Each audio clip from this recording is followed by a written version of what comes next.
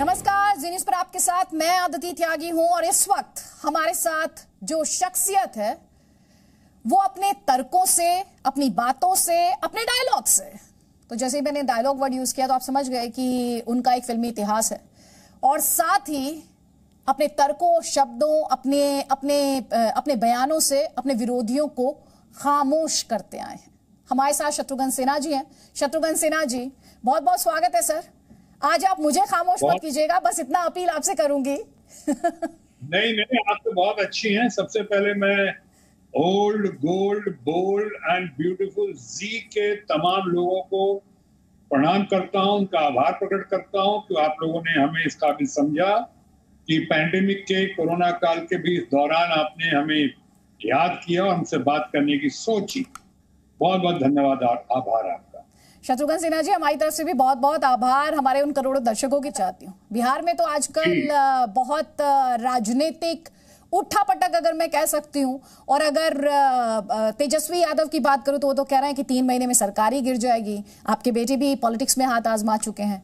आपको ये जो बिहार की पूरी सियासी तस्वीर है, कैसी दिखाई दे रही है?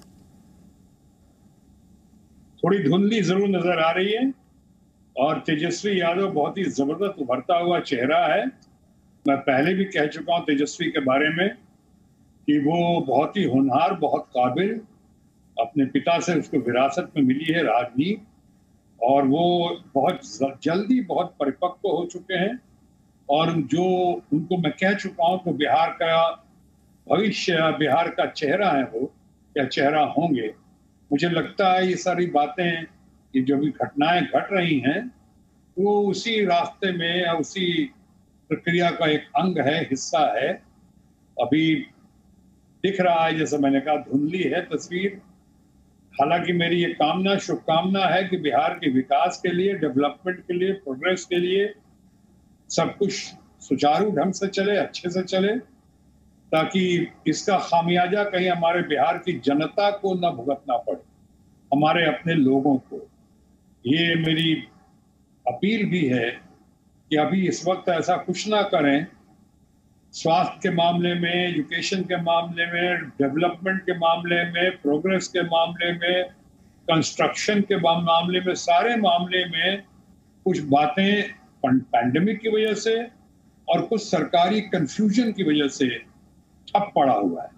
इसलिए मैं चाहूंगा खुद कि अभी ये सब मामला ठीक हो जाए, और साथ ही साथ ये भी चाहूंगा कि द वर्दी सन ऑफ द मोस्ट वर्दी फादर, हमारा अपना रामविलास पासवान जी का बेटा, इतना अच्छा कर रहा था और इतना अच्छा लड़का है वो उसके साथ भी जो भी कंफ्यूजन की स्थिति पैदा हुई चिराग पासवान के साथ, वो ठीक हो जाए। मैं तो अपील भी किया है कुछ लोगों से कि प्रधानमंत्री, माननीय प्रधानमंत्री को इसमें हस्तक्षेप करना चाहिए, क्योंकि चिराग ने अपने आप को, या उसे घोषित किया गया था हनुमान के रूप में। तो अब ऐसा लगेगा, और जो हो रहा है, जो सुन रहा हूं, वो अच्छा नहीं लग रहा है। बहरहाल आगे देखिए होता है क्या। आपको बहुत मिस किया गया अभी कुछ दिन पहले जब राष्ट्रमंच की मीटिंग हुई थी। हर किसी को बहुत उम्मीद थी कि आप वहां पर दिखाई देंगे, आपकी बातें उस दिन सुनने को मिलेंगी। विपक्ष आपको राष्ट्रीय लेवल पर कहां दिखाई देता है, कैसा दिखाई देता है? वो भी धुंधली तस्वीर दिखाई देती है, उसमें भी क्लैरिटी? नहीं, विपक्ष तो अभी बहुत मजबूत दिखाई पड़ रहा है। ये दूसरी बात है कि बहुत सारे हमारे मीडिया के दोस्त, और खासकर तथाकथित कुछ गोदी मीडिया के लोग, ये ठीक से उनको कवरेज नहीं देते हैं जो डिजर्व करते हैं। लेकिन मैं इतना कह सकता हूँ, विपक्ष अभी बहुत मजबूत स्थिति में है, और आपने इसका नमूना देखा। अभी आपने देखा कि बंगाल में क्या क्या नहीं कहा गया और क्या क्या नहीं किया गया। धन शक्ति से लेके, या धन शक्ति पे जनशक्ति को भारी पड़ते हुए देखा हम लोगों ने यहां तक कहा कि 2 मई दीदी गई, और ऐसा होगा 200 से ज्यादा सीटें लेकर आएंगे। उसके बावजूद आपने देखा कि हमारी रॉयल बंगाल टाइग्रेस, हमारी अपनी ममता बनर्जी, किस तरह से उन्होंने धो दिया। बिल्कुल जी न्यूज़ के प्लेटफॉर्म से मैं आपसे ये कह सकती हूँ कि हमने हर खबर को जो उसको स्थान मिलना चाहिए, वो स्थान हमने जी न्यूज़ पर दिया है। और हमने उस खबर के हर पहलू को भी दिखाया है। तो जब हम विपक्ष की बात करते हैं तो जो बड़ी बात देखी जाती है कि विपक्ष एक साथ दिखाई नहीं देता। आपने ममता बनर्जी की ऐतिहासिक जीत का जिक्र किया। उस ऐतिहासिक जीत के बाद से कांग्रेस को लग रहा है कि ममता बनर्जी ही शायद उसके लिए बड़ी थ्रेट बनती दिखाई दे रही है। हम एक तरह की रिलक्टेंस कांग्रेस पार्टी में देख रहे हैं ममता बनर्जी को लेकर। आपको क्या लगता है, आप इस तस्वीर को कैसे देखते हैं? ममता बनर्जी थ्रेट बनकर सामने नहीं आई, बल्कि मैं कहूंगा सबसे बड़ी मोटिवेटर बनकर आई। उन्होंने मोटिवेट किया, और जिस तरह से मोटिवेट किया है कि इस इलेक्शन के बाद कोई नहीं कह रहा था पॉलिटिकल सर्किल में खासकर कि परिणाम ऐसा होगा। एक तरफ आप कह सकते हैं कि भारतीय जनता पार्टी जो है वो 3 सीटों की पार्टी थी बंगाल में, और 70-75 सीटों की आगे हो गई आज। लेकिन ये तो कोशिश नहीं थी, ना ही ये कशिश थी। उनकी तो कोशिश ये थी, और एकदम घोषणा किया था 70 में से 68 सीट ला रहे हैं आप पे, और 65 में से 60 सीट हमारी आ रही हैं।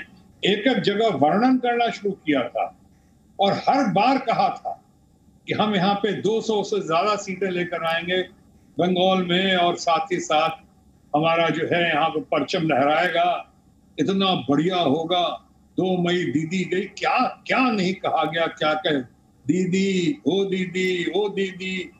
मान लीजिए आज के दिन में कोई ऐसा ही कहे, जो मैं बिल्कुल नहीं कहूंगा, तो हमारे माननीय प्रधानमंत्री दोस्त भी हैं और सहयोगी भी हम उनके रहे हैं, हम उनका आदर करते हैं, हमारे भी प्रधानमंत्री हैं। लेकिन मान लो कोई उनके लिए कह दे मोदी ओ मोदी, कैसा लगे? हमें भी तकलीफ होगी, हमें भी अच्छा नहीं लगेगा।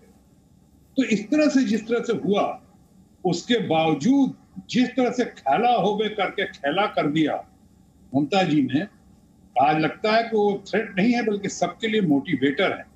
सब उनसे सीख रहे हैं, सब उनसे अपने आप को चुस्त और दुरुस्त कर रहे हैं, और सब उनको देखते हुए एक गुट और एकजुट होने की बात कर रहे हैं। इसका सबसे बड़ा श्रेय जो है ममता बनर्जी को जाता है। बहरहाल हमारे अभी ये जो साक्षात्कार जो हो रहा है, ये आपके साथ जो अभी बातचीत हो रही है, ये कोई उसको बिल्कुल पॉलिटिकल मुद्दा ना ही बताओ, सो बनाओ, सोशल पॉलिटिकल रहे तो ज्यादा अच्छा रहेगा। इसलिए मैं इस पे और बहुत गहराई से नहीं कहना चाहूंगा। लेकिन हाँ, आपने कहा कि मुद्दा राजनीति में मीडिया ने दिखाया, काश ये सच होता। मैं आपकी बात नहीं कर रहा हूं, आपको मैंने शुरू में कहा जी को old gold bold and beautiful. जब देश के अंदर बहुत ही कम जो ऐसे चैनल्स हैं। आपने प्रधानमंत्री की तारीफ की, आपने कहा सरकार की नीयत में कमी नहीं है। जब वैक्सीन की कमी की बात कही गई तो लगा कहीं आप बीजेपी में वापसी का मन तो नहीं बना रहे हैं। लेकिन अब जब आपसे बात कर रही हूँ तो संभावनाएं मुझे खत्म होती दिखाई दे रही हैं। आप क्या कहेंगे? देखो अदिति, मैं आपसे कह दूं कि मेरा तो शुरू से स्वभाव है, फितरत है कि मैं स्पेड को स्पेड कहता रहा हूं। मैं स्पष्टवादिता का बहुत पक्षधर रहा हूं, और जब मैं तारीफ करता हूं, पहली बात तो बता दूं, मुझे भारतीय जनता पार्टी से कोई दुश्मनी नहीं है। ऐसे तो मैं शुरू से कहता रहा, आपको मेरा बयान देखा होगा कि जो विपक्ष में होते हैं वो हमारे दुश्मन नहीं, विरोधी हैं, दुश्मन थोड़ी हैं। सवाल ये भी है शत्रुघ्न जी कि अगर विपक्ष एक साथ आता है तो वो कौन सा चेहरा है आपके हिसाब से, जिस चेहरे से प्रधानमंत्री नरेंद्र मोदी को विपक्ष चैलेंज पेश कर सकता है? आपकी नजर में वो चेहरा किसका है? और ये युवा नेता कांग्रेस पार्टी क्यों छोड़ रहे हैं शत्रुघ्न जी? युवा नेता कांग्रेस पार्टी क्यों छोड़ रहे हैं? देखिए, ये छोड़ना क्या उसके पीछे वजह है, उसके पीछे कोई डर शक्ति है कि धन शक्ति है, अब कहना मुश्किल है। अभी अभी आपने देखा होगा, फिर मैं बंगाल की बात ले आता हूं, आपने देखा कि भारतीय जनता पार्टी का नेशनल वाइस प्रेसिडेंट बंगाल के, वो भारतीय जनता पार्टी छोड़ के फिर से घर वापसी, जो आपने जिक्र किया था घर वापसी में तृणमूल कांग्रेस में चले गए। तो ये कई बार ऐसा होता है चुनाव के घड़ी में या चुनाव के अच्छे परिणाम के बाद, कई लोग कई कारणों से आते हैं, जाते हैं, कई लोगों को अच्छा लगता है, कई लोगों को एहसास होता है कि उनसे गलती हो गई, ज्यादती हो गई। जी। अभी यूपी में ही हमारे कोई मित्र जो है कांग्रेस से फिर भारतीय जनता पार्टी में आ गए हैं। जी। अभी आप देखें कई लोग, अखिलेश यादव जो इतना अच्छा करते रहे हमेशा, युवा नेता बहुत जबरदस्त है, बहुत शानदार, जानदार और दमदार है ये अखिलेश यादव।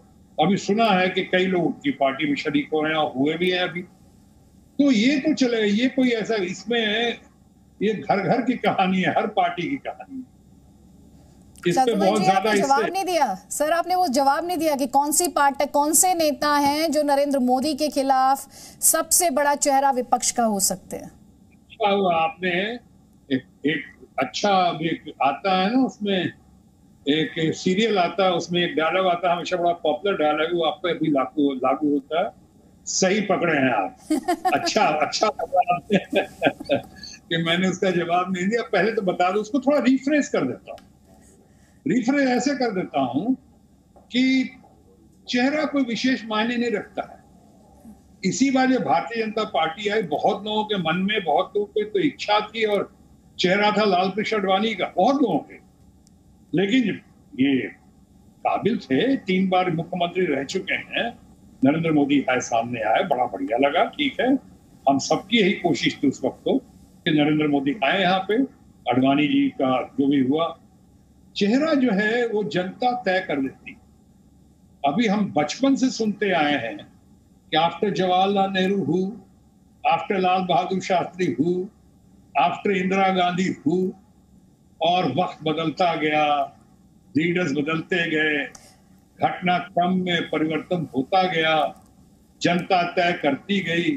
तो ये कोई चेहरा कौन है? चेहरा तो जब वह वक्त आता है, अभी लोग देख रहे हैं, जैसे अभी बंगाल और तमिलनाडु और केरला के इलेक्शंस के बाद जो आप देखेंगे, इवन आसाम के बाद, तो आप देखेंगे कि तो चेहरा तय कर देंगे लोग। चलिए मैं अपने क्वेश्चन को रिफ्रेश कर लेती हूँ और आपसे ये पूछती हूँ, क्या राहुल गांधी को आप भविष्य के प्रधानमंत्री के तौर पर देखते हैं, या आपके हिसाब से ममता बनर्जी प्रधानमंत्री के तौर पर बेहतर चेहरा है, ये देखते हुए कि उन्होंने हाल ही में बीजेपी को एक ऐतिहासिक मैंडेट के साथ शिकस्त दी है? ओके, आपके सवाल का मैं 2 भाग में जवाब दे देता हूं।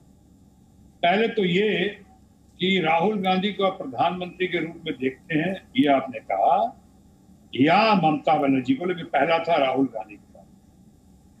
पहली बात तो ये कि क्यों नहीं देखते हैं राहुल गांधी प्रधानमंत्री बन सकते हैं या क्यों नहीं बन सकते। मैं कई बार कहता हूं, आपने सुना भी होगा, मैंने नीतीश बाबू के बारे में कहा था, हमारे दोस्त हैं, नीतीश के बारे में कहा था कि वो भी प्रधानमंत्री बन सकते हैं। इसमें कौन सी, प्रधानमंत्री बनने के लिए कोई खास क्वालिफिकेशन नहीं चाहिए, कोई आईएएस और आईपीएस के कंपटीशन में आप नहीं बैठते। प्रधानमंत्री बनने के लिए सबसे जरूरी है आपको संख्या बल, आपके पास नंबर्स कितने हैं। अगर संख्या बल है तो कल तो आप भी प्रधानमंत्री बन सकती है और मैं भी बन सकता हूं, अगर संख्या बल हो तो। इसका गलत अन्यथा अर्थ ना निकाला तो। और प्लस राहुल गांधी के अंदर वो काबिलियत तो है, ये इतने सालों से हैं, उन्होंने संघर्ष किया है, उन्होंने पूरे देश का दौरा किया है, लोगों का दुख दर्द बांटा, उन्होंने इतना अच्छा कर रहे हैं, उनकी इतनी अच्छी नीयत रही है, उनकी अच्छी नीति रही है, बढ़िया है, वाई नॉट। ऑपोजिशन में बहुत तगड़े लीडर के रूप में, खासकर ऑपोजिशन में, और उनको मौका मिला भी था प्रधानमंत्री बनने का, बहुत लोग ऐसा मानते हैं, लेकिन उन्होंने अपने टर्म का वेट किया। अब जब वक्त आएगा तो क्यों नहीं बन सकते हैं, अवश्य बन सकते हैं। अब रही बात ममता बनर्जी, ममता बनर्जी जो है, उनके क्षमता पे तो अब सवाल पैदा ही खड़ा ही नहीं हो सकता, कोई खड़ा कर ही नहीं सकता। उन्होंने साबित करके दिखा दिया, तमाम लोग जो है उनके खिलाफ क्या क्या नहीं, जैसे धन शक्ति से लेके और प्रचार प्रसार प्रोपेगेंडा, जिस तरह से उनके खिलाफ बातें हुई, बगावत करने वाला भी मात कहा जाता है, इतनी बगावत भी नहीं कर सकता था कोई। उसके बावजूद उन्होंने सिर्फ अपनी जनशक्ति के आधार पर, अपनी फॉलोइंग के आधार पर, उन्होंने तमाम कुछ गतिरोध के बावजूद, कुछ लोग कहते हैं ईवीएम मशीन का भी कहीं कहीं खेल हुआ, उसके बावजूद उन्होंने साबित करके दिखा दिया। तो जब वो साबित कर सकती हैं यहाँ पे, तो ये तो मिनी इंडिया का ट्रायल था, ये तो समझिए ट्रेलर था। तो ट्रेलर में अगर आ सकती है इस तरह से, जो फुल लेंथ फीचर फिल्म हो उसमें अगर हीरोइन बनकर आती है, मतलब कि पॉलिटिकल हीरोइन पूरे देश की, तो क्या हर्ज है उसमें, क्या बुरा है? आज जो दर्शक आपको देख रहे हैं और आपको बहुत प्यार करते हैं, आपको बहुत चाहते हैं, जब वो इन एक तरफ सरकार और सेना का वर्जन, दूसरी तरफ राहुल गांधी जिनका वर्जन कई बार ये बात आपने कई बार सुनी होगी कि अक्सर वो ऐसी भाषा बोलते दिखाई देते हैं जो चाइना की कम्युनिस्ट पार्टी बोलती रही, जो आरोप भारत पर सीसीपी लगाती रही, कुछ वैसी ही बातें राहुल गांधी के स्टेटमेंट से उनका मतलब निकाला गया। आज जो दर्शक आपको देख रहे हैं, आपके चाहने वाले, आप उनसे क्या कहेंगे? वो किस पर भरोसा करें, सरकार और सेना पर या राहुल गांधी पर? सेना तो खैर सुप्रीम है, हमारी सेना को तो सलाम है। भारत की सेना को हम बहुत प्यार करते हैं, बहुत आदर करते हैं, कदर करते हैं, सलाम करते हैं, तो सेना को तो इसमें नामना है। ये मामला थोड़ा गहन है, गंभीर विषय है कि किसको आप विश्वास करते हैं। अगर आप विश्वास करते हैं सरकार को, तो कई बार जब लोग कहते हैं कोई अंदर आया ही नहीं, ना आया था ना आया अभी पहुंचा है, जो भी आप बयान देते हैं, तो कहेंगे भाई आपके ऑपोजिशन से किसी ने बोला क्यों नहीं? और जब ऑपोजिशन बोलता है तो आप कहते हैं कि सेना का मामला है। सेना का मामला नहीं, सरकार के बयान और सबसे बड़ी बात राष्ट्र के प्रति चिंता का मामला है, कंसर्न का मामला है। इसलिए लोगों को सामने खुलकर आना चाहिए, हम लोगों को, आप लोगों को सही बातें बतानी चाहिए, ताकि इससे हम लोग और मजबूत हो सके। हमारा भारत जो है बहुत ही शक्तिशाली और गौरवशाली, गौरवमयी देश है। इसको हमको ऐसा कुछ भी ना करें कि इसके आन बान शान पे किसी किस्म का आँच आए, और अगर कोई आँच लाने की कोशिश करता है तो एक ही जवाब होगा, खामोश, बस। बहुत बहुत शुक्रिया शत्रुघ्न सिन्हा जी, जी न्यूज़ के लिए आपने वक्त निकाला है और इतने स्पष्ट शब्दों में अपनी आपने बात रखी है, इसके लिए बहुत बहुत शुक्रिया। थैंक यू अदिति, आप लोग का और जी टीवी का बहुत बहुत मैं फिर से आभार करता हूं, फिर से बहुत बहुत शुक्रिया सर, बहुत बहुत शुक्रिया। जय हिंद सर, और हम लौटेंगे। जय Hind. Presenting V News app, available on Google Play and App Store. Download it now.